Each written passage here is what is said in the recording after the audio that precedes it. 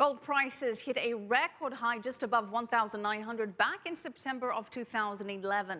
After dropping down to the $1,500, $1,600 level, they've been pretty steady until now. Joining me from Chicago to discuss the recent volatility in the precious metal is Sean Lusk, a commodity broker and gold and precious metal analyst for Iron Bean. Sean, thanks so much for joining us. Let's get straight into it. Gold is down about 7% over the last month. What is behind the sell-off? Well, there's a number of things, and it really started last Thanksgiving. Gold hit a high of $17.50 right after Thanksgiving holiday, and it's been under pressure since. A lot of big holders of the ETF, which has really gotten hammered over the last 3 or 4 months, have recently said they sold out of their holdings towards the end of the year. But keep in mind that we had the fiscal cliff, we had a number of government political pressures that pressured it at the end of 2012, which I think spilled over into 2013. And let's be honest, clearly the stock market, at least in the United States, has been the investment of choice. And so that safe haven appeal that gold really usually has waned as of late. However, we've seen off the lows from mid-April a significant bounce, technical bounce, but a lot of physical buying, like your previous stories just mentioned, across the world.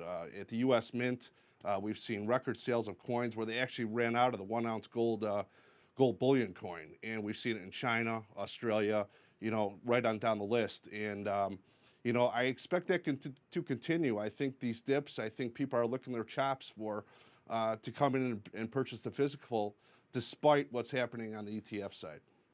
Okay, so Sean, I understand ETF, exchange traded fund, for our viewers, that investors are getting more bang for their buck, more return by investing in the stock market, which has been on a tear, at least U.S. markets. That's right. But let's focus on the traditional role of gold, and it's traditionally seen as a hedge against inflation. Now, on the one hand, inflation has not been much of a concern because inflation data isn't showing that that's a problem. But on the other hand, we do have central banks around the world just printing money, cutting interest rates, injecting so much stimulus. So wouldn't that cause some concern of currency devaluation and hence a flight to gold? It has, but it's been on the physical side, and that is exacerbated in the last few weeks. You have a battle going on here. When you say the physical side, just explain to our viewers a little bit about what you mean by physical gold as opposed to gold futures.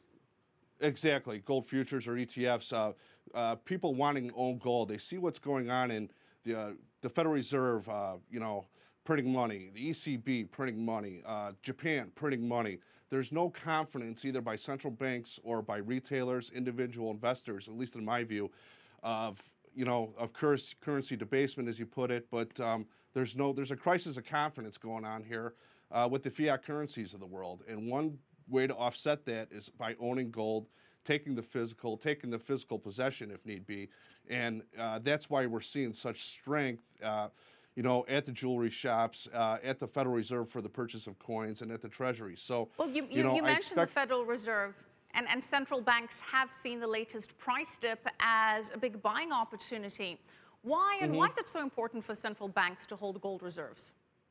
Well, some of them have to, especially in emerging countries, emerging markets. They have to own gold as a percentage of their overall holdings. And we're seeing that in Russia, Turkey, some of the former Soviet republics. We're seeing it in other nations too. So they have to own a certain percentage.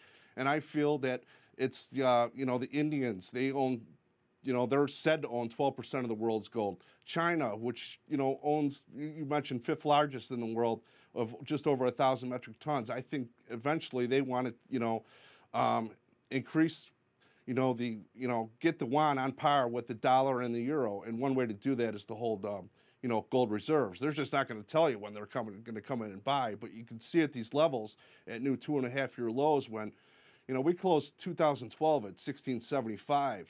This last price dip, we broke down at 1321. That's almost a 20% drop. So traders, investment houses, individual buyers, central banks look at these percentage drops and say, hey, this might be a good time to come in. We might not get this opportunity. I'm not saying that gold's going to shoot right back up higher. We could see some new lows. We could see a retest down there. But nobody's waiting around for it, that's for sure, at least on the physical side is what we've been seeing, especially out of the U.S. Mint. So long term, you remain a bull. Thank you so much. We're going to have to leave it there. Thanks so much, Sean Lusk, commodity broker and gold and precious metal analyst for Iron Beam.